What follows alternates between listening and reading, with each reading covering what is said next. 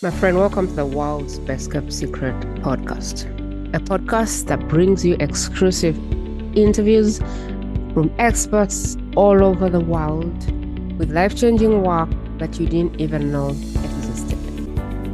I'm your host, Prima Jobs, a partner for those that are ready to take their life changing work in front of those whose life or business depends on it. Please follow or subscribe for more.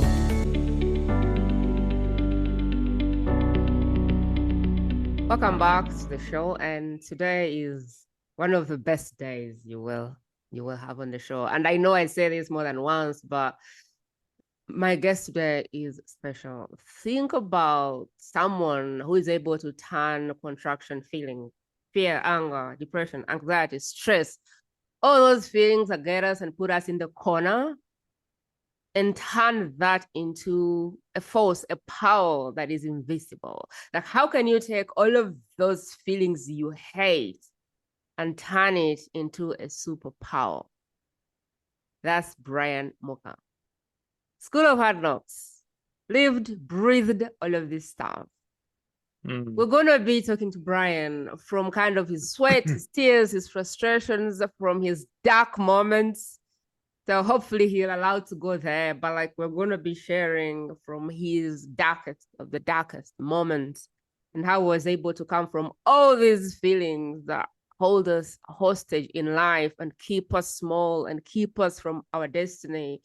And now has somehow turned that into the invisible cord, into that cord which I believe makes you unstoppable. Brian, I don't want to preempt you or get into the bio stuff, but I'm pumped that you're my guest today. Welcome to the show. I'm so glad to be here. Thanks for having me, Prima. What is it that needs to be added to what I just said that makes the work you do very clear for the person that is listening? I don't know.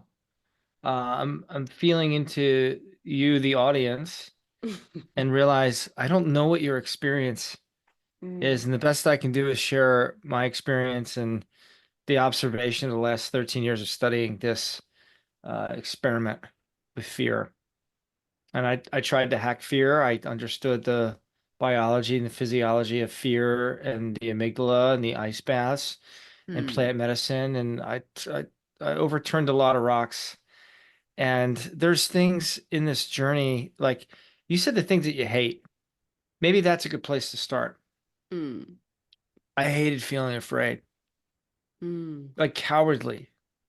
Um, and I think deep down, I always wondered if I was a coward because like I never really got to prove it in my special operations career in the Navy. I did all the training. I jumped out of airplanes at night. I looked for mines underwater on a rebreather with a handheld sonar, but like I never really did the mission, Mm. you know? And last night, as I was thinking about time with you and this audience, um, I was thinking about how like I didn't get to experience that in the Navy, and the lessons loop I find until the lesson is learned. And so I got to learn that invincibility. I've been invincible. I just didn't know it. Mm. And so the work is all about finding the gift below the gift, like your specific way of addressing discomfort and fear and anger and those things. And I don't know the answer, but I know how to find it for you, with you. So that's the invitation. Let's go on this journey. And as I share my stories, just substitute yours. Mm. Those make or break moments, the finest hours of our lives.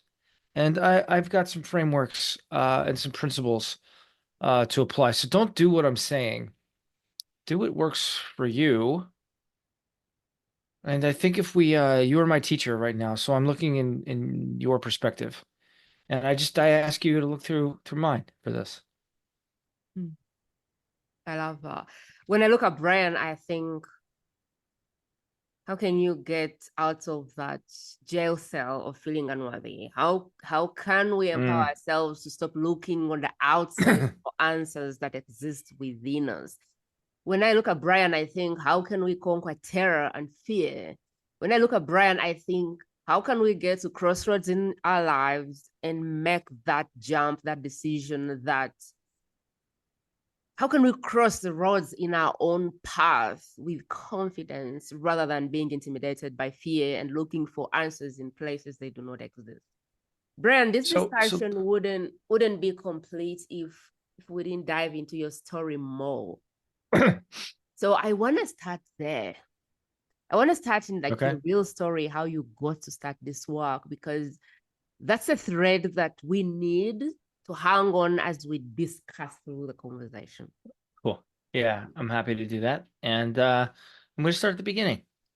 Mm, When I was 8, actually, when I was 2 weeks old, my dad brought me to the doctor, and the doctor asked, "Are you feeding this kid? He's the same weight he was 2 weeks ago." And my dad said, "I've been feeding him every 4 hours, just like you asked." He goes, "No, no, no. I said at least every 4 hours." And mm, so I was hungry. And so these energetic powers turned on, connecting to my mom and dad empathically. So I didn't know that was operating until much, much later in my life. The next vignette is at 8 years old. My dad was a track star. He was really good at the 10K.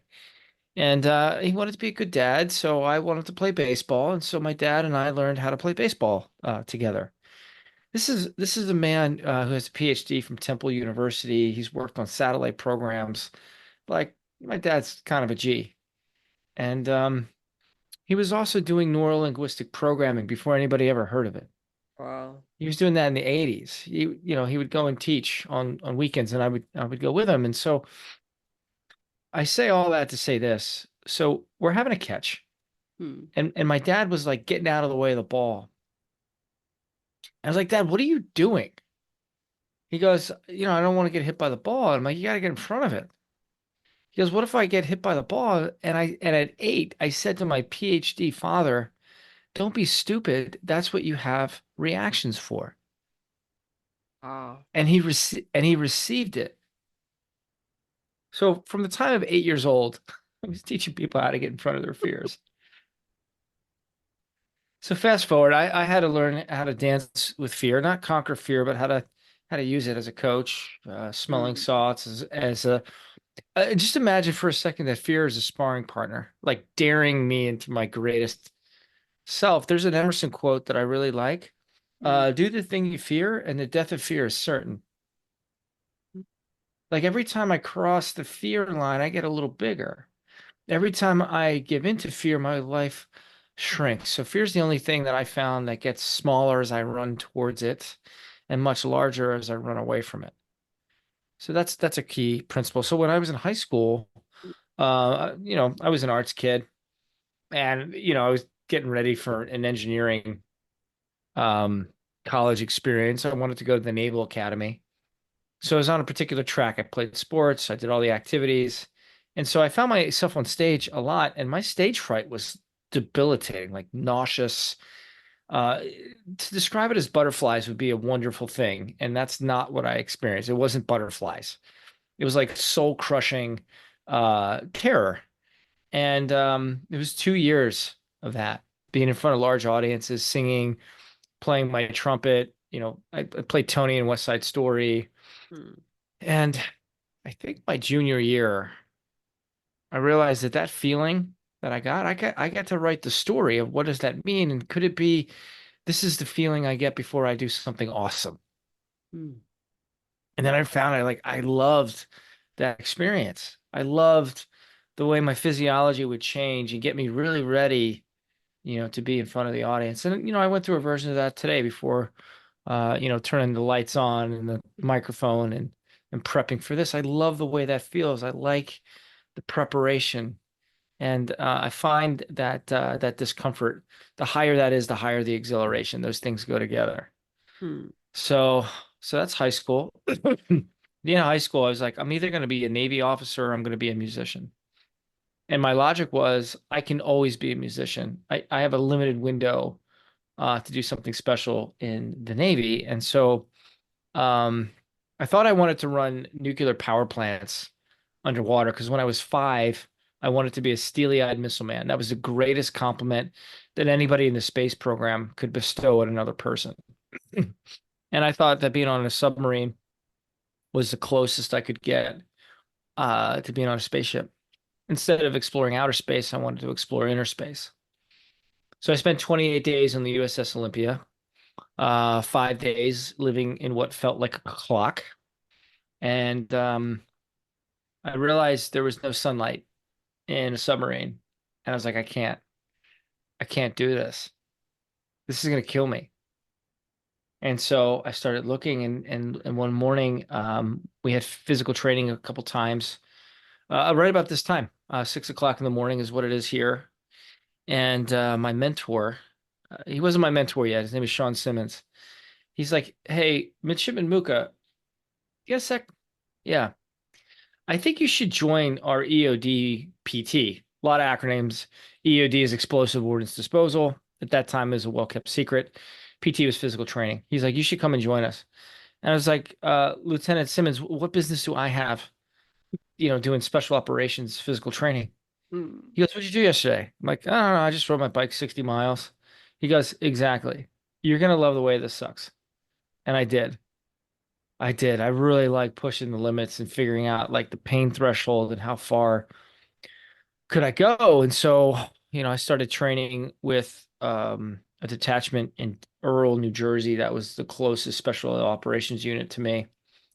And then that summer, my dad was teaching a Lean Six Sigma class. He had this Navy commander, and they got to talking. And tell me about your family. Well, my son, he's a Navy ROTC, and he wants to do something crazy. He wants to be a bomb technician in EOD.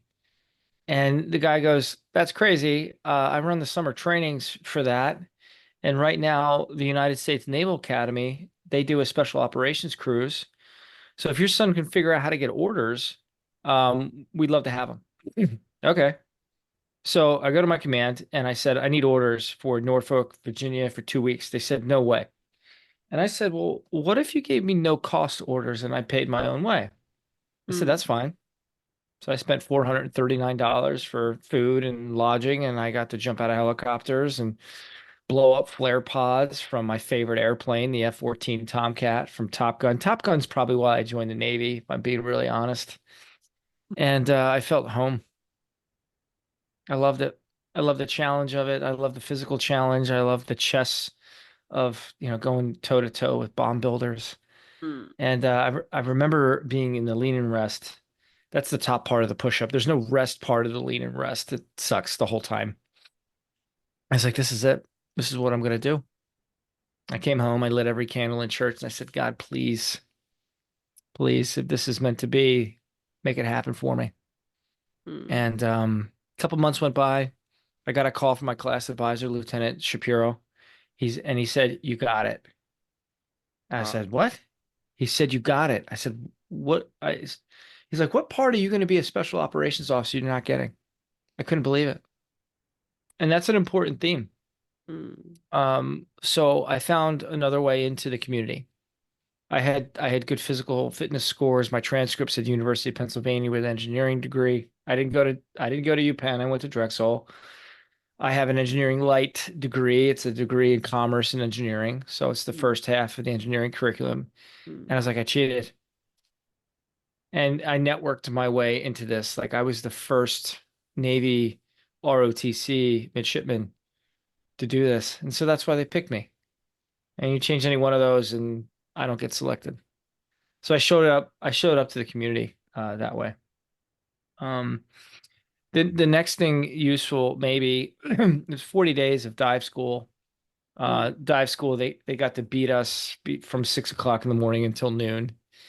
And most mornings, because I had trained at the first CrossFit gym in Philadelphia to get ready for this.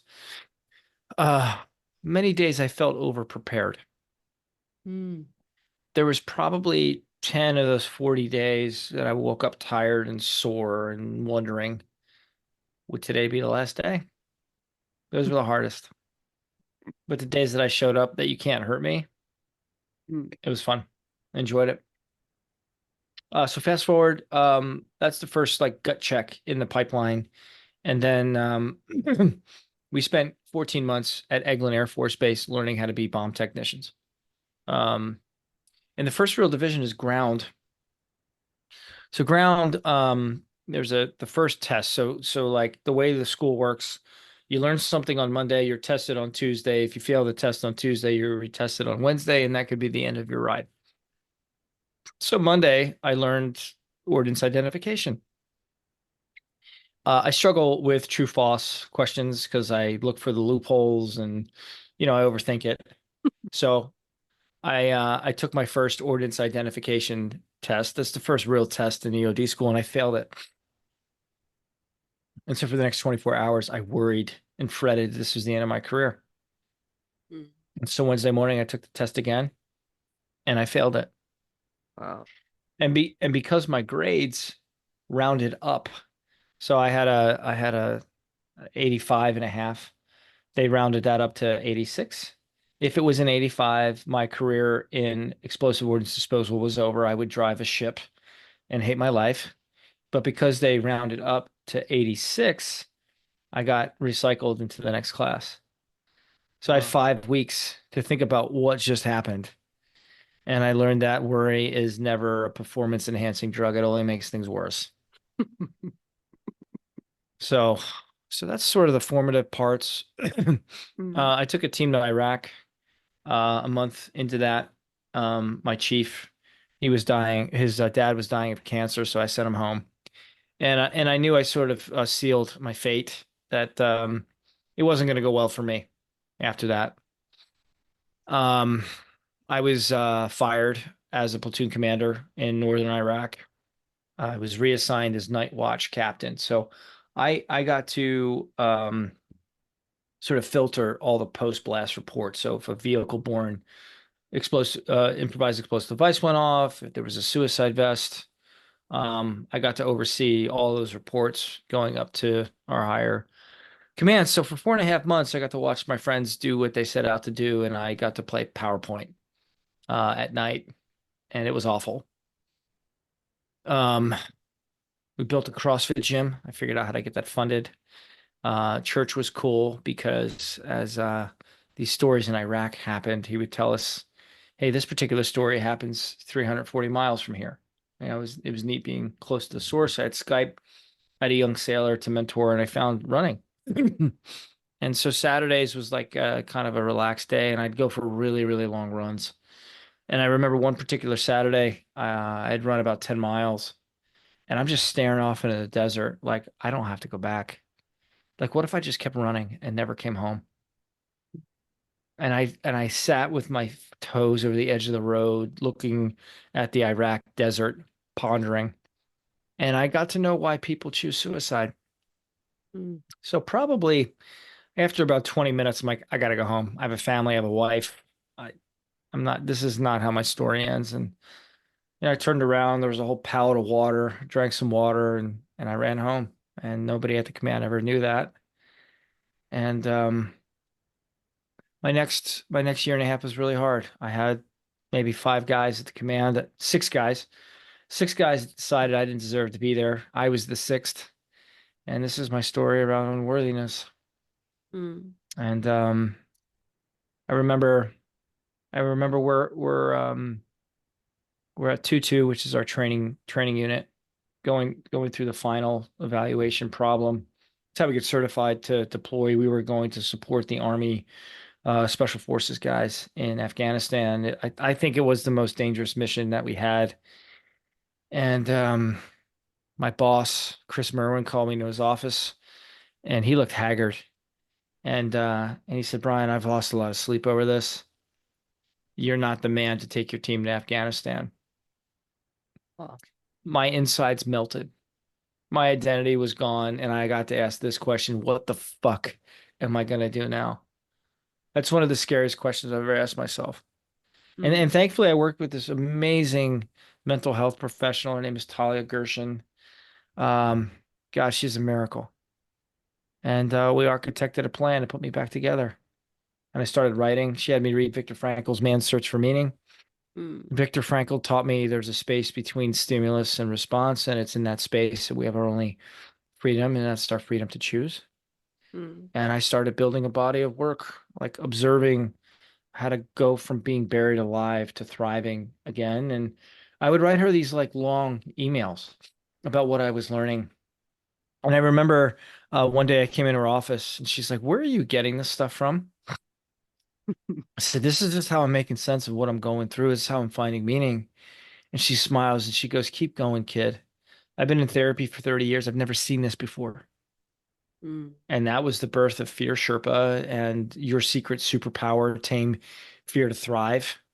I, I became an author of a field manual of what to do if we get buried alive in life's avalanches. And I just started writing again on Substack. So brianmuka.substack.com. And I sent it to her. And she sent me a message. This is huge. This is going to change the world.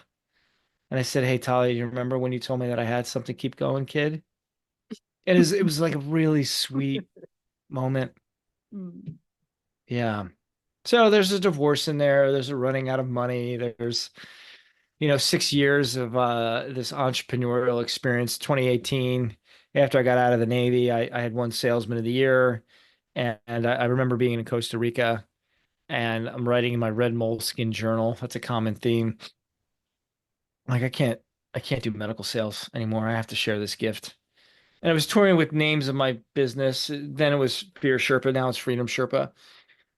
And the night before, I was given a $500 Mont Blanc pen, and I'm writing about Sherpas. And I look down and I'm looking at, like, Mont Blanc is named after the tallest mountain in Europe. I'm like, this is a sign. So June 1st, I quit medical sales. June 2nd, I saw the Dirty Heads play live. They have a song called Vacation every single day because I love my occupation. And finally, this year, I made those lyrics true. The third, I worked with one of the top breath instructors in the world. And then on the fourth, I woke up in my hammock, my friend's farm, not owned by the Navy, not owned by a company, and embarked on my entrepreneurial journey, which has been the most challenging experience of my life. Like deciding that I am worthy, deciding I have a song to sing, and doing something no one's ever done before. And mm. that takes us to today. Like you've died and resurrected again. If I took you back to the stories over time, over the centuries, what is the thing that you wish you were told when you were drowning in worry, fear, anxiety, thinking suicide, getting laid off, deciding you're worthless? Like, what is the thing that you wish someone had told you before all of the years that you went through? Really? Hmm. I wouldn't change a thing. Mm, I'm glad I discovered this the way that it folded. It's perfect. mm, Um, a message though for my 28-year-old self going through all of this was you wanted to be part of a special mission. mm, God picked you for the most special mission. To be in someone's darkest hour and know how to lead them home. I need you to go through this. It's gonna hurt. And you're gonna learn a lot. And you're gonna learn unconditional love and compassion for people as they go from buried alive to thriving. And you got to do it first. So I wasn't fired, I was picked. I was selected for something really, really special. mm. What is your relationship to fear, great danger, and all of those things today? What is your relationship with? What is your new definition, understanding of danger, fear, or just the things we don't desire in our lives that get us so scared? What's your relationship with that? Because I think it's not gone away, but you have a new relationship with the experience. So fear is a much broader term than danger. Like Mm, I don't like being on roofs in the middle of a thunderstorm, so I don't do that. Mm. So in that case, fear is very useful. Mm. Keeps me alive. The challenge with fear is that the social media stuff, the crucial conversation stuff, it feels like being on a roof in the middle of a thunderstorm, Mm. but it isn't. They're shadows. And they're bigger than that. They're bigger than shadows because when I look at the thing that I'm most afraid of, and there's an Emerson quote that I love, Mm. when I do the thing I most fear, death will certainly die. Wow. So what's the resistance? The resistance is the dare to be much bigger. And fear is like, I dare you. And so someone prepared is like, bring it on. I don't know Mm. what's going to happen, but we're going to figure this out. This could be our finest hour. Mm. So the idea of the reverse azimuth of fear, it points directly to my desire. Like if I can be real with the audience, like in this entrepreneurial journey, cash flow has been tight. Mm. And, a fear I had was not spending enough time with my mom and dad. Like I'm worried about running out of time. Mm. And so I can concentrate on that and make that larger, and whatever I focus on gets bigger. Like that's worry, not as a performance enhancing drug, right? Mm. And if I look at the opposite, like I love time with my parents and playing back in my imagination, I did it. I did it. My business is thriving. I'm singing my song, changing the world. I'm home for the next 2 weeks. I'm so glad to see you guys. So fear gives me the opportunity to choose. What do I focus on? Mm. Small, safe, and comfortable, or miraculous? And it's like there's a movie, Indiana Jones and the Holy Grail, and there's a Knights Templar that guards the Holy Grail. And I think that's what fear is. It's a guardian. Uh it's it's the opportunities dressed up in work clothes. I like that as an idea. And I think when I look back on my life, all the things that I was afraid of, all the folks that, the narcissist, the guy that fired me, not Chris. Chris is awesome. He made a good decision, but the guy that architected a plan to Mm. have me removed from command, he's actually an archangel. And I believe that I actually asked him to do that. Same thing with my practice wife. I need you to play this role for me because there's things that I need to learn, and I can only learn it if I go through it. Yeah, I'll do that for you. And so the second step of the whole process is gratitude.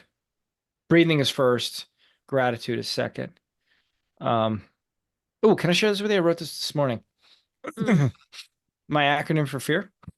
Yes, like how do we move from fear to invisible? So I don't know how to make fear go away after Mm. studying this as long as I did. Fear is there. It's kind of like the one next to the X in algebra. The one is always there. Mm. And I get to decide my story in relationship to it. That's the space between stimulus and response from Viktor Frankl. Mm. So quickly, I use the L. Mm. Um, the pointer finger points to the nose, and I take a breath in. This is how I jump out of airplanes at night, by the way. So I breathe in. The thumb points to the heart. I'm so grateful that I am trained to be able to jump out of airplanes at night. Mm. All right, so find the breath, experience gratitude, accept that I'm going to do something new. The acceptance. I'm not fighting it. I'm breathing it in. The fear, the anger, the hurt, the shame, the guilt, the unworthiness. I'm not trying to keep it at an arm's length anymore. I got really good at that. And the more I resist it, the more fear resists. There's Mm. that phrase, what I resist persists. So I don't want to resist. Mm. In Muay Thai, if I kick you, the further you are away from my hips, the more damage I can cause. So, people try to block with their hands. Sometimes they'll break an arm trying to block a Mm. kick with the arm. The key is to move my hips as close to your hips as possible because now there's no leverage. I'm not Mm. fighting it. Drinking in, what are you here to tell me? So that's the acceptance. And Mm. then finally, it's rehearse. Rehearse exactly what I want to have happen instead of what I'm afraid could happen. So that's fear. So find the breath, experience gratitude, accept, and rehearse. Mm. So let's play a scenario of I just lost my dream job like you did, or I just lost the partner of my life, or I just lost my only kid. Let's play that from like a real scenario of how do I even find gratitude in stuff like that? Help us through a scenario like you lost a job. Okay. If you had this framework, how would it have played out? So, never lost a child. I did lose my dream job. Mm. And that's a story. I lost my dream job. Mm. And so if I add just a few words to this, I rep this a lot. I lost what I thought was my dream job to find my actual life's work. Mm. So this isn't it. This is a no. That door is closed. Mm. What's next? I'm so grateful to be going through this because with every trauma, there's a treasure. It's my job to find the treasure Mm. and getting really curious. What's next? Why did I create this? The mea culpa. This is my fault. This is my responsibility. Why did I do this?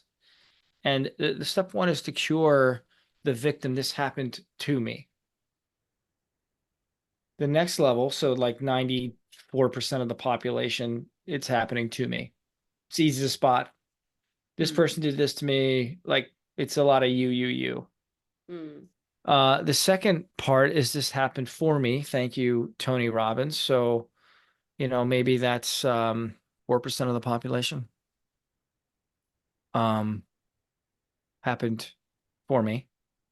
I don't know, like not much, not many people do that. It's probably I don't know. Um, I don't know. I'm making the numbers up on the spot. mm. 67% of statistics are, made up on the spot.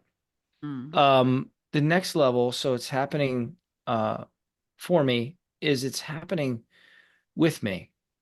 Mm. So I get to acknowledge that I created this for my greatest good, for my greatest good, very singular, Brian Muka centric.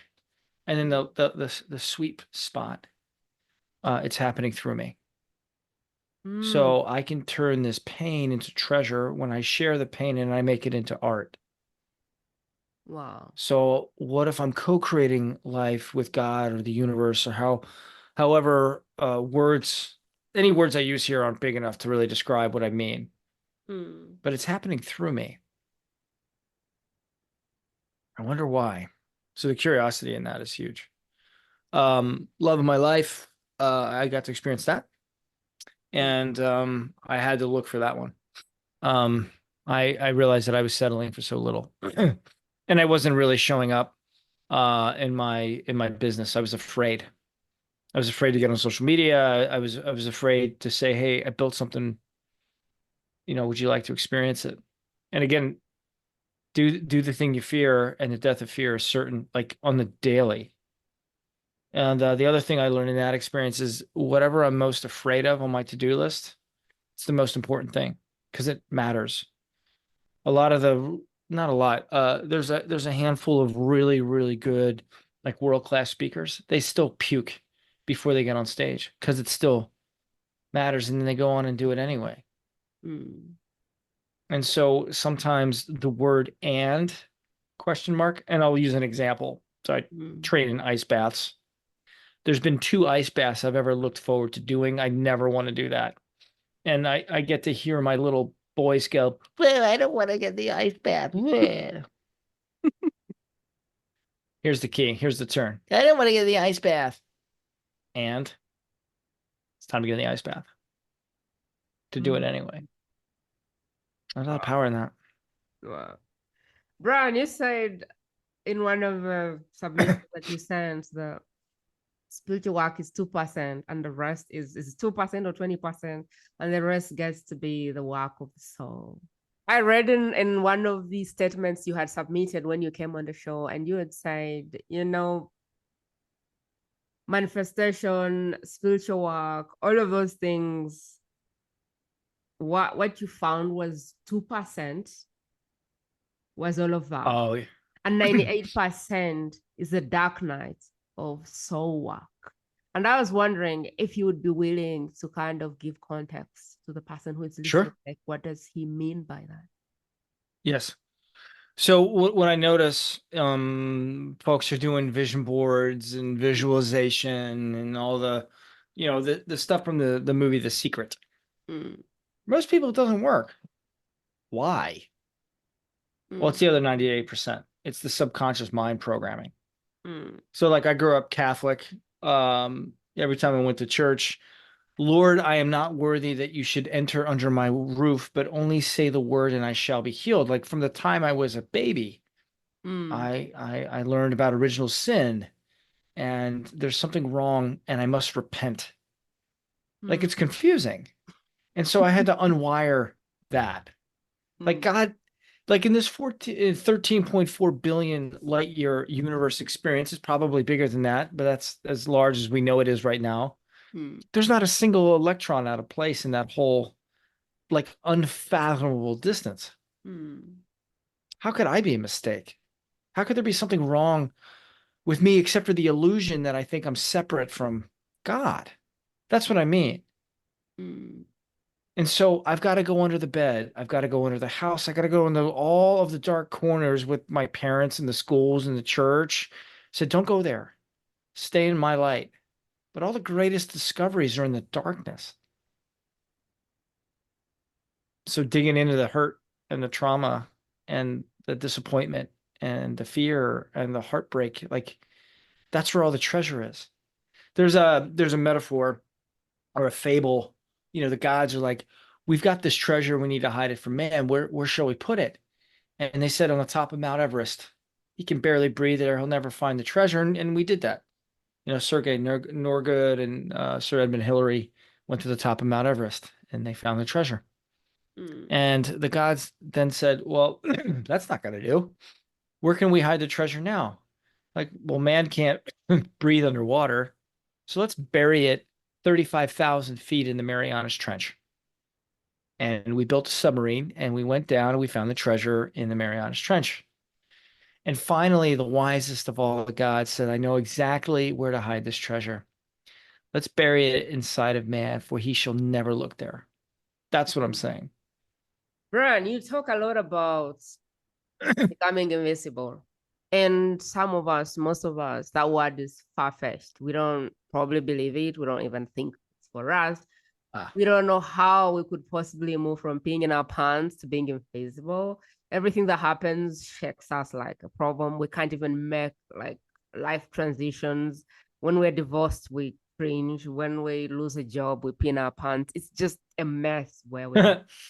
And for you to say this is your code to being invisible, we might want to believe it, but there is something in the bottom of our head going, really, you. So help me understand. I know you've created thought leadership around this. So help me understand how I move from this place of, I would like to call it a place where you're wibbly, a place where anything can knock you down, to a place of being invisible. Like, how do we get from here Yep. to there? Because I know that's the work. Cool. That's the work you do behind the scenes. So imagine your favorite 5-year-old. Could be you, could be a Mm, niece, could mm, be a friend's kid. mm, 5-year-olds are invincible. They cry until they get what they want. They do whatever they feel like mm, doing. So we don't have to become invincible. We just have to remember our unique invincibility code, right? So mm, 5-year-old doesn't judge him or herself. They are relentless in getting what they want, and they believe they will get what they want. So every time you're around a 5-year-old, a 4-year-old, a 6-year-old, just watch. They're such good teachers in all of mm, that. They breathe deeply. They breathe into their belly. They squat perfectly. Their running form is perfect. mm, All we have to do is remember. So you already know how to do this. It's just a matter of remembering. Second, General Grossman is one of my favorite quotes on military strategy. He said, if you ever find yourself in a fair fight, you have not appropriately prepared. What are the tactics of the enemy? You don't know what you're doing. People are going to think you're stupid. That mind chatter usually is a liar. mm, How do I stop that? And all of us have our unique way to do that. For me, it's breath work, it's movement, it's exercise, it's tapping into the quantum field in that quantum sound tuning. So as my body's changing, there's no room for thought. So I need to interrupt the thought pattern. Mm. And I think maybe the last part of that, there are zero Delta airline pilots that if the left engine goes out, they have to figure out what to do. They already know. Like there's probably 3 to 5 common triggers: losing a contract. Hey, babe, we need to have a crucial conversation. I'm scared to go on social media. I'm scared to ask for the business. Whatever the thing is, there's Mm. 5.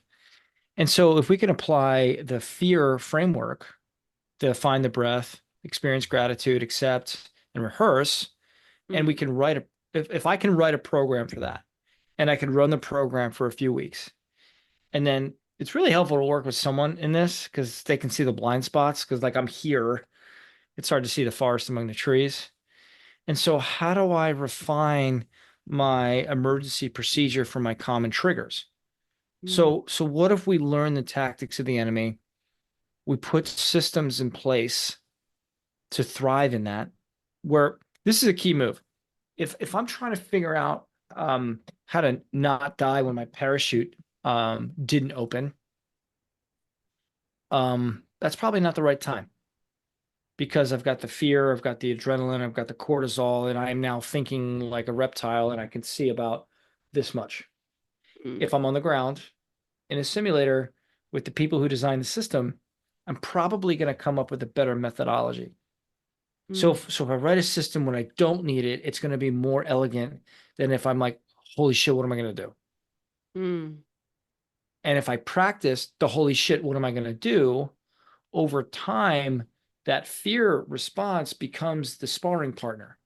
And every time I spar with somebody, they telegraph and they teach me their moves. Like I become my opponent. Mm. And my opponent also learns my skill too. So it's like once I learn a particular level, the game gets harder. And then I'm like, oh, cool, I've got another tool. And then I apply that and it's like, ah. And then the game increases. I'm like, all right, well, I need to do this for more people, or it's more intense, or there's no easy answer to what you just asked. It's a practice and it's a way of being. And in that way of being, we get to realize I'm becoming the man of my dreams. Could you describe the brand before and the brand now? Still living through the fear, still probably having that little voice saying you're not worthy, whatever. Could you describe for us the brand before with the brand now? Because I know that there is people who will be like, man, I am like just the before you. Like I can see myself in the before you. But the brand now, what's the difference? Which we probably may not see, but like what could change if somebody decided to do this? And I know you talk about the red pill, so maybe you want to talk about that as well. Like if we chose the red pill, if we chose this path less traveled, if we chose this path of saying maybe fear means something else, maybe fear is a gift, maybe all of these things I can use to co-create or create life. I don't know. Maybe I can move from life is happening to me to life is happening through me. Give us kind Mm-hmm. of the before and after so that we can begin to go, is this worth it for us? Okay, so Brian before my life avalanche. That was the turning point.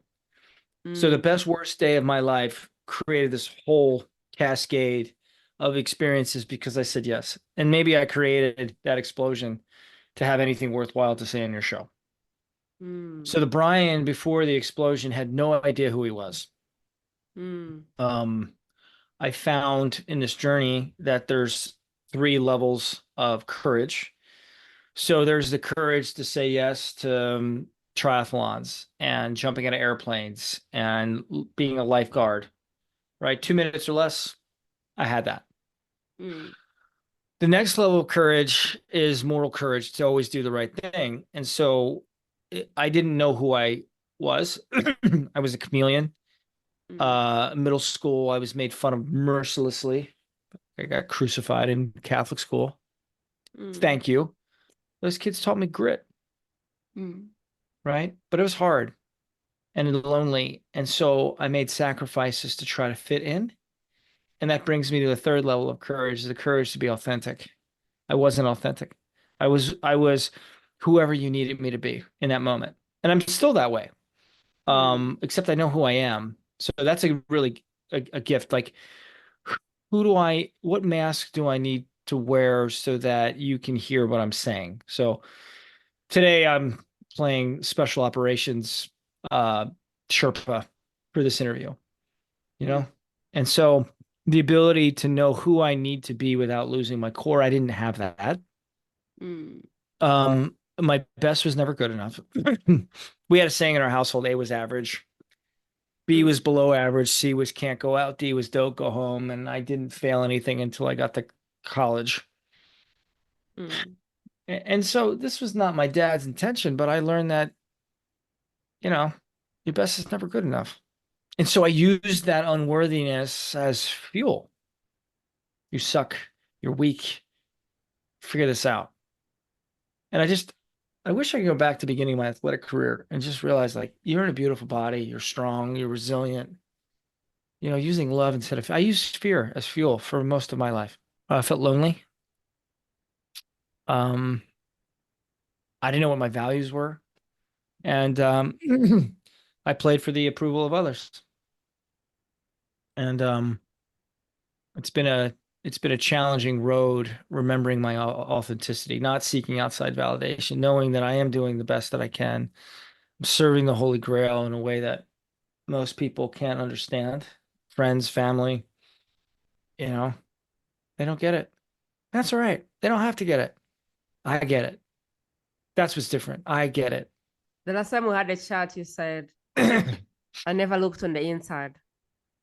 No. I always looked on the outside for answers. And I didn't know I had the answers though. Would you like to speak to that? Because you said I always Yeah. hold the answers are outside of me. Could you speak to that? Because I know there is someone going, what's the next book? What's the next guru? What has Tony Robbins said? What's the next thing I can do? Could you tell us why that may not work out as good? Well, it works until it doesn't work. Mm, So I had a conversation with this really successful lawyer about that was a little while ago, and he asked me, he's like, "So what are you doing? Like, what are you doing to make money?" I'm like, "Well, I drive Uber, I have coaching clients." He goes, "So your business isn't successful?" And I was like, "I don't know how to respond to this," because like he had started 6 companies, he started a digital magazine. Um, And I was like really shut down. I was like 15 years old all over again. mm, Like, you're right, I'm wrong, right? And I talked to my business partner, Larry, with Red Pill Pathway. And I'm like, man, mm, I got shut down. I didn't know how to handle this. And he goes, what do you wish you could have said to him? mm, I said, you had like 10,000 successful lawyers just to copy what they did for you to be successful. It's easy. Like, you started the magazine, that's cool. But the initial entrepreneurial breakthrough, you had somebody teach you how to do that. So I had somebody teach me how to breathe. I had somebody teach me how to do Tai Chi Gong. mm, I had somebody teach me how to think. I was able to hire the best coaches. And for what already existed in the world, I can hire a coach to teach me what they learned. And that's great until I find my unique song to sing. And no one's done this before. And I mm, was trying to find a teacher for this breath, quantum sound healing that powers up the imagination, like lucid psychedelic experiences. And this gift chose me, and I could use it for healing. And you know, um, so I sought a teacher for years, and I spent hundreds of thousands of dollars trying to find that piece. And again, it's back to, where do we hide the treasure? Let's hide it deep inside man, for he will never look there. mm, So what I want to name is, so like triathlons, cycling, school, military. There's a standard operating procedure and a coach that teaches that. And then as soon as I step into the white part of a map that hasn't been filled out yet, there's no more coaches. There's no more books. mm, There's things that I've learned through reading other people's journey through this desert, through this void. They're like, oh, that's useful. I can apply it to what I'm doing. So I think it's possible as peers to like triangulate and figure stuff out. But like, it's a lonely journey for a while, leaving the fold and deciding to be authentic. Um, my friends and I use this analogy. There's three types of people that sit around a campfire. There's the folks that drove their car and they car camp, and they got everything they need. It's comfortable, and they get to hang out by the fire. Then there's the backpackers. You know, they they hike together, and it's a little more adventurous, and they get to warm themselves by the campfire. And then there's those of us that are mountaineers, Mm. and every person individually climbs Everest. No one can do that for me. And it's a solo journey, and it's risky, and the details matter. And those folks come back and share their stories around the campfire. But those mountaineers, they're going to go back out and climb another mountain by themselves. What I'm picking from you is the deeper you go, the less answers you may find. The more you dip, like the more you go and find your unique blueprints, the more likely no one has that blueprint going. And so you follow the gurus until you find your soul, and your soul is saying, there is work that needs to be done, and you're the author of this work, and no one has done it. Hmm. And now you go, holy cow. Hmm. That's exactly it. And uh, I'm going to share this. Mm, If this doesn't resonate, kick it back. mm, In the Buddhist spiritual journey, there's something called the Satori. mm, This is common among other um, thought religion systems mm, where the sensei wants to lock the mind in combat with itself. So like an unsolvable riddle mm, to show that none of the actual answers come from here. All of the answers, everything that we seek is in the heart in a way sometimes that words can't describe. And mm, so empirically, I can figure stuff out, like the quantum physics. And cool, I've got that solved. Like Einstein, he couldn't, he came up with E equals MC squared, but he couldn't make his theory of general relativity work in all areas because he didn't want to look at the spooky effect of how our thoughts change the world around us. So he wasn't able to break through that. There's another layer, and we're mm, studying that now with quantum physics and quarks and all that stuff. Somebody's going to figure that out, and there's going to be another layer, and then another layer, and then another mm, layer. So it isn't in the brain that we find the answers. mm, In fact, there are no answers. And to realize like my body, the feeling of excitement, love, expansiveness, like what if that's the guide? What if I don't get to see all the steps? What if I don't have to figure out all the steps either? And again, I love the movie Indiana Jones and the Holy Grail because there's another scene where he has to step over this void. This is actually a great metaphor. He can't see the path. And so mm, what does he do? He takes a handful of sand and throws it on the invisible path, and he gets to see where do I put my right foot. And then he can see the sand and he figures out where he can put his left foot. I think it's close. For me, that's closer. So I don't get to see the whole trail. And when I stop being married to the perfect system for life, there's now space for the miracles to have a life beyond my dreams. Because I can't see it. I can't see it with my human mind. But my mm, heart knows the way all of the time. That's why we breathe into the heart, find gratitude, mm. because love conquers all. It's funny you say that because there's a component of faith in the work I do. And I remember one day I was so frustrated and I said, Lord, has this work been done before? Does someone have the answers? Is there a place I can go and kind of see how this is done? Because I was being called to do something that I wasn't sure I had the capacity to do. And I got a message that said, there is a territory, there's a kingdom, and it has your name on it. So I refuse to bless all of the shortcuts, all of the places you're putting your nose for answers.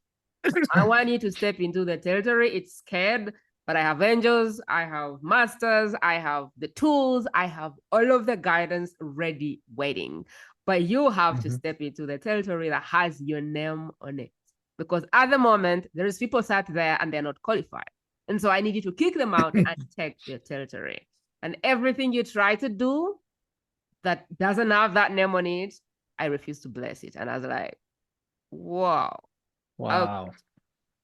That was so clear. I was Wow. like, okay. I was like, you're playing too small. There is a territory. It has your name on it. There is people sitting in it, and they need to get out.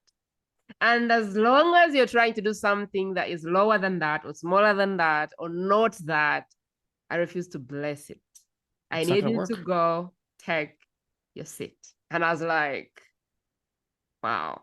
And I said, when you take the seat, all the help will come. All the guardian, all the God, the angels, the tools, whatever you're looking for will come. But this is not in the wild way of doing things. This is my way. And so you don't have Uh, to know the how. You just have to go. And I was like, geez, this is hard. But literally that happened to me. And so, oh, I wanna, that's brilliant. That's a great explanation. And I want to name two things. So, the second one is running the universe. So if I forget where I'm going, remind me of that. mm, The first one is if you choose, if you're listening to this, and I'm not asking you to follow my path, if you choose to find your path, you will be met with these things. There will be these challenges. Just amazing. Imagine your favorite choose your own adventure mystery book. Like mm, you're going to be faced with the unknown, and you'll either have a process to deal with the unknown or you won't. You can be reactive or proactive and practice it now and find your own path. And if you do that, report back, right? Like I want to know what you find because it's yours to share it. And I seem to help people get started in finding their gifts and their first emergency procedure as you refine it over time. So I just want to name this. It's going to feel hard and it's going to feel lonely and it's like it's going to feel the opposite of what you know. mm, And it's just so easy to run back to what we know and what we're told is safe and what we're supposed and should be doing. And that path of discomfort is the path of least resistance to all of my dreams, in my estimation. Maybe it's true for you too. So that's the first thing. If it feels hard, it is actually the path of least resistance to everything we're meant to do here on earth, right? The mm. second thing, I was in a meditation, and this voice is like, hey, Brian, can you run the universe for a second? I said, yep. Pretty sure I was talking to God. I said, yep. And he said, hold on there, kid. In order to run the universe for a second, here's at least two challenges you're going to have. First, you got to get the moon just right in relation to the earth. Like you're 10,000 miles too close, a bunch of people are going to die by drowning. You're 2,000 or 10,000 miles the other way, all women on earth are going to get their period. So Mm. be careful. Like, okay, cool. I can do orbital geometry. Fine. You can figure that out. And then he goes like this. You think the universe is 13.4 billion light years across? It's bigger than that, but we'll call it that. Do you know that there's not a single electron out of place in 13.4? Like that's an unfathomable amount of space. You know that? Yeah, cool. So for 1 second, you got to make sure all the electrons are perfectly placed. Can you do that? No. And he goes, well, then shut the fuck up. I Mm. had it. I have it. I will always have it. And if you can just remember that I've got it and I've got a more perfect plan for you than you can possibly imagine, just trust. I got it. I got you. There's a place I want to go, Brian, because this is the place that was the hardest for me. Letting go of the how.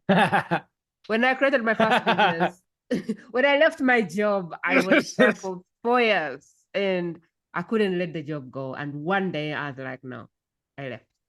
But I had to create like something on the side and see it profitable. And I was like, now I can leave. And then as I was doing the offline business, I literally got this calling to go online and leave the offline business. And I was like, what? Online? I'm in Uganda. The internet is like crappy and the power is in and out. And I was like, online. And the only thing I understood online is people dancing on TikTok. I'm like, I'm not about to go dance on TikTok. Like, why would anyone ask me to go online? And then I just kept in there. And then COVID came and slapped me out of business. And I was like, Lord, this is serious. Now I actually have Mhm. nothing. I don't have the business.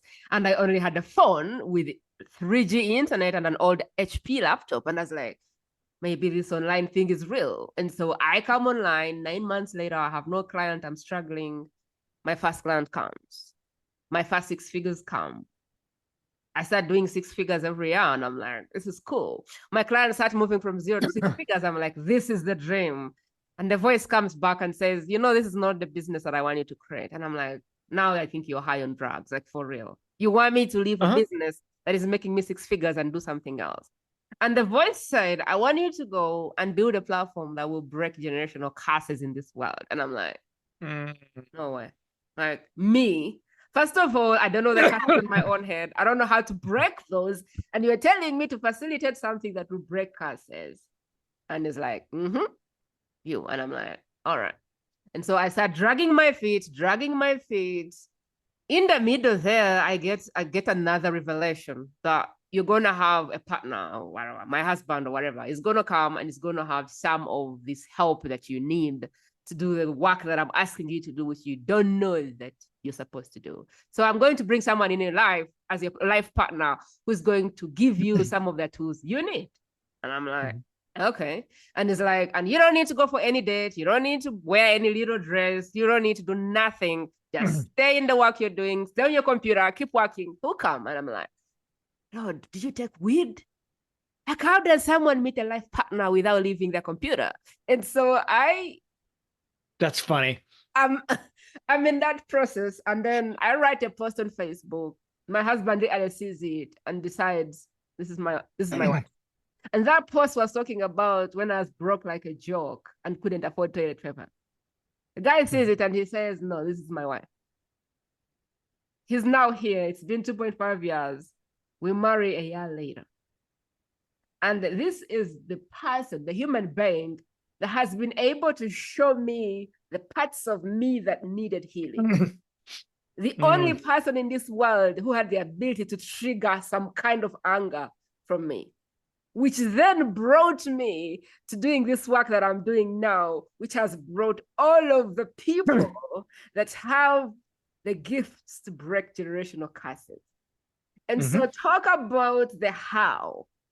And I'm like, geez, how have you come? Because of that and several other small things, that business I was doing, by the way, it died one client at a time. Everyone left, and I was left at zero. And I was forced to start what I'm doing now, Of which is course. really what I think that I had to be doing. Uh, And I want to ask you, what's your process when you're stuck in the how is it supposed to happen and there's no how? Like, give me that yeah. process because I feel like it can be the hardest because you want to know the how and the proof, and it's not there, it's not coming. If you say so. I mean, step one is fuck how, right? It's my favorite, kung fu move is fuck how. Mm, Um, it's not up to me. Here's what I've learned. Oh, wow, I'm gonna share this today. Sweet. Oh, I met my partner over Zoom too when she was 2,700 miles away during COVID. So I just wanted to chime in. She's in the other room right now. She's amazing. And just like you said, there's just certain things that only our lovers can teach us, mm, especially around the show me my triggers and show me where I'm not yet free. She mm, has been a wonderful sparring partner and witness to my highest calling. She accepts nothing less than my excellence. And God bless her patience with me. So a few months ago, I was doing some um, energetic tuning with a musician. And I find that when someone is like further down the neurodivergent spectrum, ADHD spectrum, mm, autistic, these spiritual gifts are like off the charts. So she's so I'm working with this lady, and this orb comes. It looks like a crystal ball. And then as I'm staring at this ball in my mind's eye, it activates. It's like this electric purple, this electric blue, and it's starting to like bend gravity and light around it. It looks like a black hole. And that thing would come to visit me often. And it makes this sound. And when it makes a sound, and if I pull it, I could feel the like when I start yawning, I know energy's flowing. I just brought that into my body. Now I'm going to go through it. And so as I'm flying through this thing, and one weekend I was obsessed with Matthew McConaughey. Mm. I listened to like 3 or 4 different interviews. In that same weekend, I listened to Green Light. Like I was obsessed. And at the end of the Green Lights book that he narrated, I was like, oh, I'm going to watch a Matthew McConaughey movie. I watched Interstellar. And in that movie, I saw the orb. Mm. And I realized it's not just an orb, it's a wormhole. And what I saw, that was the invitation to fly through the center of it. And I'm naming that because this is a gift that chose me. And I use that now when I connect with people to cast out demons and the scalar light quantum healing. It's showing me what to do. I don't know what to do with it. Like this is an eighth dimension thing. Mm. And what I learned is in the gift comes with instructions. And so if I'm in a, how am I going to make this work? How am I going to make the bills work? My volume's up here. The thing about the gift is the volume's here. So I have to find stillness so I can hear it, so I can see Mm. it. Mm. It's You have to there. decrease so it can increase. Mm. This stays the same. Oh. The volume increases though when I'm not listening. Are you familiar with the feather, the hammer, and the Mack truck Nope. idea? No. So I trusted that breath would be the first step in this process of harnessing fear. Mm. Breath's the only thing that the body and the brain have to listen to. And if I modulate my breath to my inner state and the outer state, I can calibrate. Just like, what we Mm. talked about. Breath is the first step for me. And it's also the gateway drug because like folks are like, oh yeah, breath work's important. Like I just can't go run off with most people and start doing my fun Jedi level stuff. It's too much. Mm. So the feather in my marriage, my practice wife, the feather was I was in my garage and I had 10 people doing ice baths and breathing. We're doing some like deep trauma. And she comes outside and she says, what are you weirdos doing? It's like, that's not cool. Like, maybe the appropriate question was, can I take a picture? Like, how can I help right now? No, it was, what are you weirdos doing? So that was the feather. Mm. Uh, I end up in Mount Hood. I trained for 5 days with Wim Hof to become a master's certified Wim Hof ice bath facilitator. Mm. It was the single greatest like coming home of my life. There were 65 other people, and they're like, "Oh, this is why I didn't fit in middle school because these are my people." Mm. And we're finally. So I come home. She picks me up at the airport, and she goes, "I just have one question for you. I don't want to know anything about your trip. How are you going to pay for that?" I'm like, "I just put $60,000 in the bank in my last 2 quarters before I quit medical sales. I'll figure it out." She didn't want to know anything about the experience. And like that really hurt. The PTSD stuff, the trauma, the feeling lonely and on earth. Like that's where it started shifting. And well, the Mack truck was I couldn't take it anymore. I said I want a divorce. She goes, "Do you want to think about it?" I'm like, I've been doing therapy for a year. I've done so many plant medicine journeys to try to figure out this answer. No, I'm certain. And she goes, "I'll separate the checking accounts."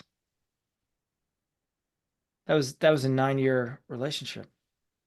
I could have listened at any part, but I finally got clobbered by the Mack truck, and it created a vacuum and another desert to walk through, and everything I had learned from being fired and selected for the special mission, the book that I wrote, Mm. I got to eat the book. Like like if I was a chef, my uncle shared this with me. You're a chef, you made a great meal. Now you get to eat the meal. So I got another really powerful repetition to divorce. And this is what I'm saying. Like I figured something out. Let me test it. It enhanced my understanding.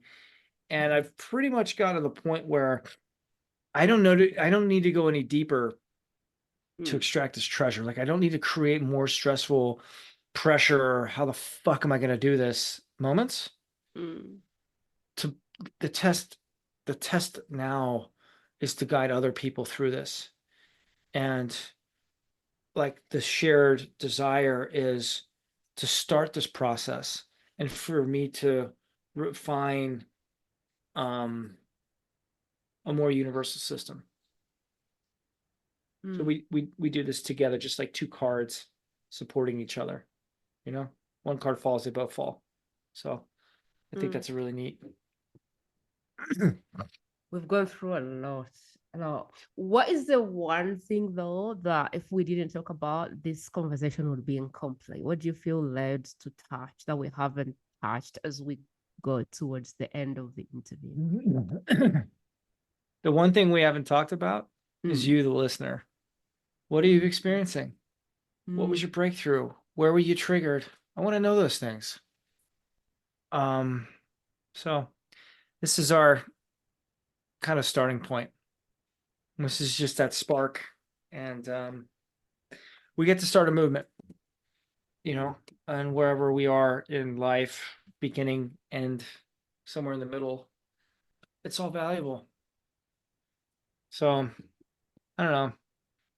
I don't know. I don't know the answer to that, and like I'm really getting comfortable with knowing I don't know, and I feel this interview's flowed like water, however it needed to. So like, if we ended it right now, I'd feel complete. mm. Uh,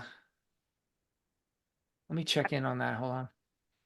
What would I don't have a way over these last 13 years of studying and living it and experimenting with it.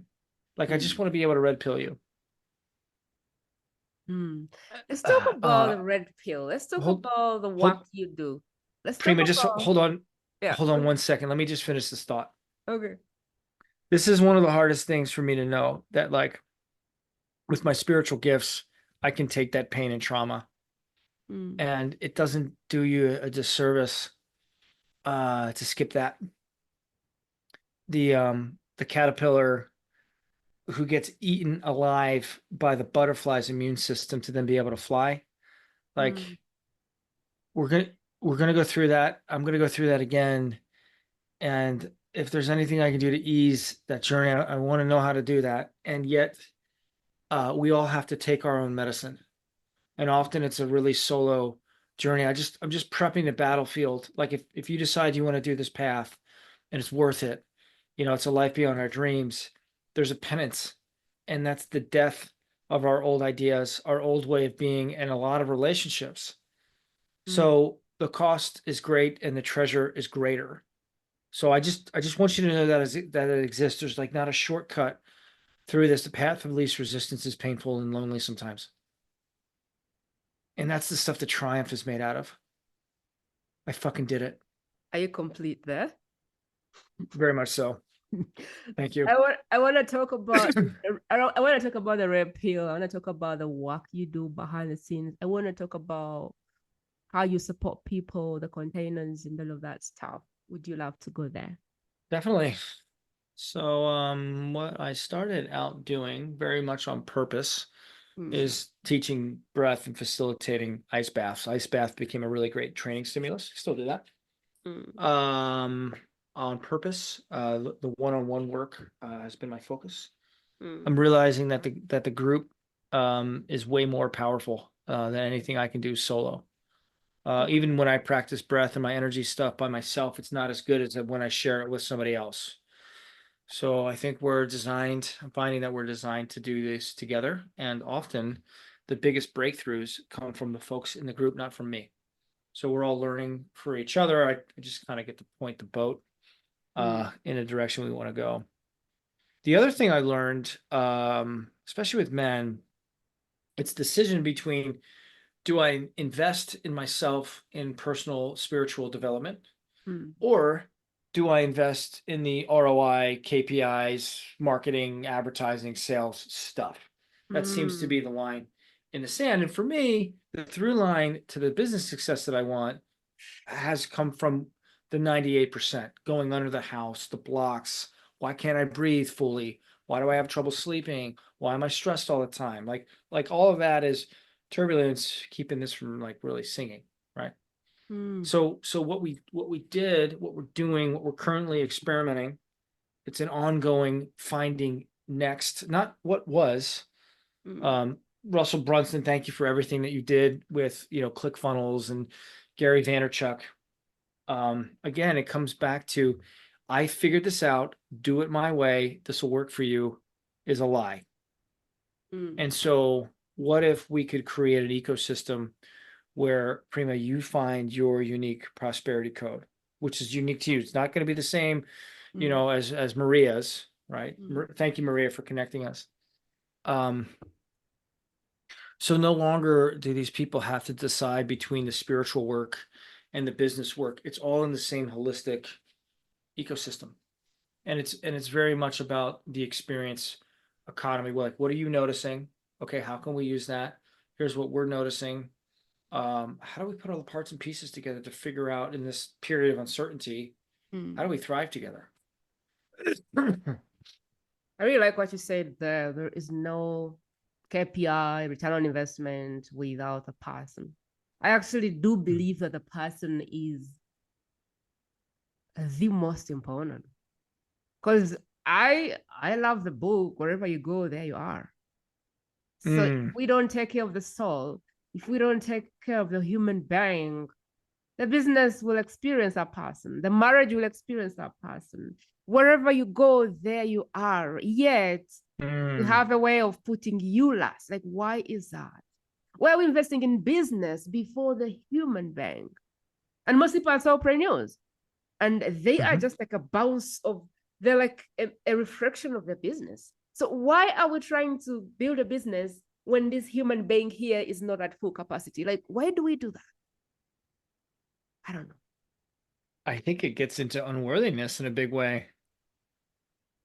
No. Or I'll do this when someday I'll do that. Mm. But right now I'm scared. I don't know how I'm gonna make payroll this month. Yeah, but the surest way not to make payroll is to stay where you are. Or Well, I yeah, don't worry know, worry but about it. Worry about it some more. Make it bigger. no, no. I Yeah. think that I am not opposing the government or the systems or what, but I think the system has failed me as a person. They've taught me everything I needed to know apart from how to live, how to heal, how to get out of my own way, how to be functional enough that I can contribute. And so I really don't know what else is there to teach mankind that is further away, greater than them mastering themselves and giving them a chance to move from where they are to being, I don't know. But I think that without the human You being, do know. You do know. Brian, I don't Like know. this is such an important vein, right? So in my country, um, Rockefeller and JP Morgan decided that kids didn't need to know about money because that's actually not good for factory workers. And so they changed the public schools to make better factory workers. And so when I look at the statistics, this isn't my opinion, this is the fact. The kids that go to Montessori, like um, the CEOs, major companies in our country, 99% of them went to Montessori schools. They learn a different way of thinking than Mm. public schools. So this goes back to like control and like serfdom, where if I don't know how to read, I don't know how to manage myself, I don't know how to tap into God power, I don't have resources, I'm easy to control. So as we're listening, as we're having this conversation together, like on the other side of this work is liberation. Mm. To not do this work means to be stuck in a system. It's not really there for you. So either I'm working my program or I'm being programmed. It's the only two options. First, and I want to kind of put this question: if you're not prioritizing you, if you're not prioritizing your healing, if you're not prioritizing this growth, if you're not prioritizing finding that purpose, that calling, that assignment you're here to do, like, what are you prioritizing? Like, what is the priority if you're not prioritizing that? Because everything is a ripple effect of the human being you It's, are and the it's stories you distraction. carry. Everything else is a The game is just distraction. Yes. the game is distraction. Oh. The game is distraction, fear, right? So the worst thing we could have done during COVID was be Mm. afraid of it because Mm. fear literally turns off the immune system. Mm. During the Spanish flu, the mayor of New York City actually asked the newspapers to stop writing about the Spanish flu, and they did. And within a month, it was gone. Mm. What we worry about happens. You just said something that got me thinking 100 times. Fear turns off the immune system. Yeah, So turns off the brain too. whatever you're scared of is destined to happen. Wow. There's such a powerful African proverb, and I think about this a lot. Mm. When the enemy within is conquered, no outside enemy can hurt me. Mm. And the things that I'm afraid of are shadows. They feel Wow. real. They Wow. aren't. It's a lie and it's an illusion. And so to prove that, I choose that is my will Mm. to do something that scares the shit out of me every day. Do what you're Just one scared thing. of. So it's certain. What is the thing you started with? Do what you're scared of. So you're certain to die. What was that you started with? I feel like it's the best time to say it let again. me let me let me get that quote right. So do the thing you fear, and the death of fear is certain. Brian, what's my next step? If I'm thinking, I love this guy, I want to do something with him, I want to test what he's doing, I want to get involved, Oh, whatever capacity, what should I do next? If I'm listening and going, yeah, I love this guy, I want oh, to do something with him. yeah. Well, come to the Invincibility Dojo, Mm. and I have a 5-day guest pass, and yeah, come experience Red Pill and my work. Um, yeah, it's I'll share the link. It's the Invincibility Dojo, and I don't love talking about the experience, so Mm. just experience what you experience, and then we'll talk about it and see what's next. Do you want to take a minute to tell us a little bit about red pill? Like, why the name? Why is it a red pill? What does it mean? We just started touching on it. There's what's being presented to the Mm. masses right now. Mm. Get a job, the things that we're supposed to do, the things that are opposite of my unique 5-year-old invincible self. Mm. Red pill is all about waking up to what's already inside. Mm. It's not a marketing guru, it's not another course, it's not another, hey, how to. It's about what works for me. What am I noticing, and how do I interact with the world around me in a way that serves the world and me at the same time? So you can either It's choose the blue pill, which is the known path, or you can choose the red that's right. pill, which is the path less traveled. It's the path in uncertain times. So during the Great Depression, a third of the people got destroyed. Mm. A third of the people worked their asses off and stayed the same, and a third of the people made generational wealth happen. Mm. So if I'm running the same sort of advertising marketing funnel Mm. and um, YouTube changes the algo, screwed. Because I followed somebody else's system, they figured out the system, and when one variable changes, I don't know how to think about it and Mm. make a breakthrough. Whereas if we start systems thinking and principles and frameworks and blueprints, Mm. not step by step, if we can think in those terms to learn the form and then not need it in crisis, and the word in Mandarin is both chaos and opportunity, we can spend a lot more time in the opportunity. So in uncertain times, find the opportunity that's right for you in your way to serve your people. That's what's different. That's really good. As you may already be a listener frequent on this podcast or a new person, this is how we roll. I go into the world, I pick gifted people who are doing like life-altering work that need to be in the world. I bring them on the podcast. So there is the person, the gift. There is me, the translator. I translate their message into the practical world words. And there is you, the listener, who is the vessel. So this is how it happens.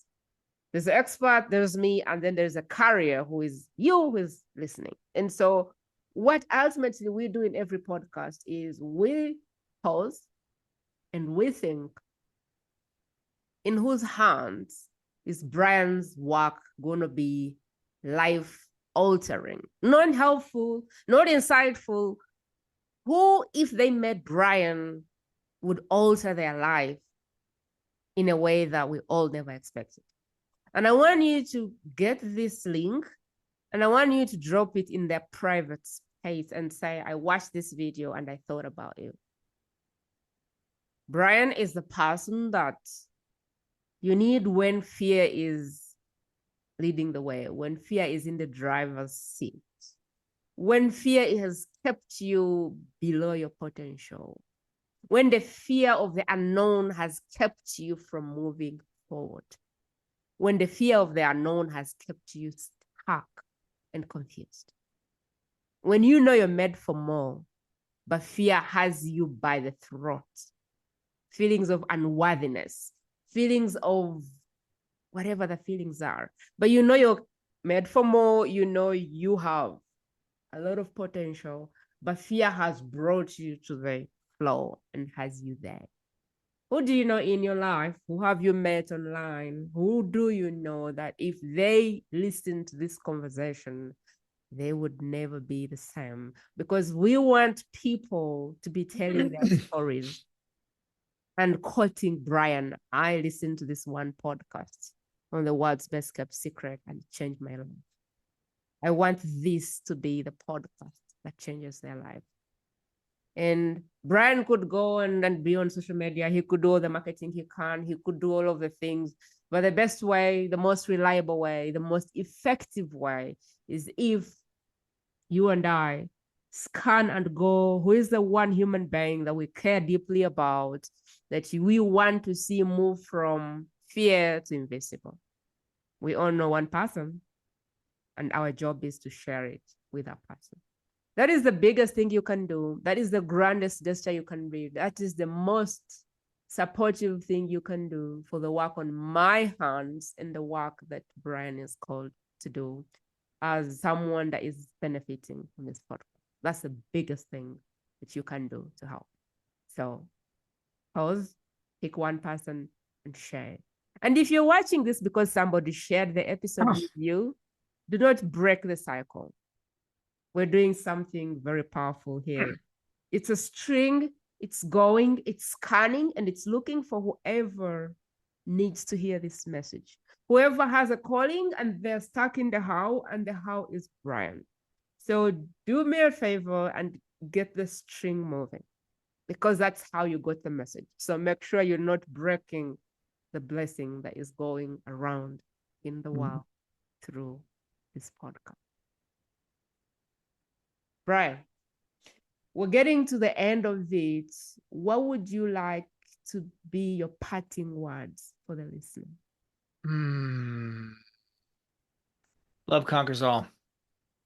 And fear is a gift. Misunderstood. Overestimated. Fear is overestimated, and I underestimated myself in this thing for far too long. And it's not okay. You can't put this genie back in the bottle. You heard the show. Hopefully it triggered you. And there's some scary stuff to dig into, and there's such treasure. Like, I'm just inviting you right now, the thing that triggered you most on what we talked about today. Breathe into it. What is it showing you? There's treasure there. And if somebody hasn't told you this in a while, you're the treasure. Sorry to you. Brian, it's been a pleasure. It's been a blessing. It's been an honor to have you on the show. Thank you so much for sharing your gift with the world. I am so honored that you made it to the show. there's no gift without listeners. So thank you for the space to share my story. And to you, my most precious listener, I can't tell you how much I really appreciate and adore you for showing up to these interviews. My interviews are not the shortest. I don't even care how long they get. I could go 2 hours, 3 hours. That's fine. Every interview goes as long as it needs to be for the message to come out. And so for you who's been sitting through these interviews and taking notes and sharing them, I don't know what to say. Otherwise, I don't know. I don't have any words to say to you, but I would love to imagine myself giving you your flowers and saying you deserve all of the celebration and love and everything that I have. I could never share my gift if you didn't exist to receive it. And so my gift exists because it's a cry. Brian's gift exists because somebody's crying for the help. And you exist, on the other hand, because this message has to be shared. There couldn't be this without you. So know that you're a powerful part of this equation. And I am trusting that together we will build this platform. As always, whatever platform you are, what does it allow you to do? Grab your app. Is it share? Is it subscribe? Is it follow? Is it review? Is it comment? Whatever the platform allows you to do, that is what is going to help people on the same frequency know that there is something here for them. That is how we tell the world that there is people here like you who needs to, I don't know, who is inviting you to something. That is how we call people to the party, by you participating, by you doing what is in your power to do. So I'm trusting that you'll do that, and I am celebrating you right now. Look forward to yet another episode. Thank you for today. Have a beautiful day or night, wherever in the world you are. That is it, my friend. To listen to more exclusive interviews like this one, simply go to the world's best kept secret podcast.com and select interviews based on preferred topic.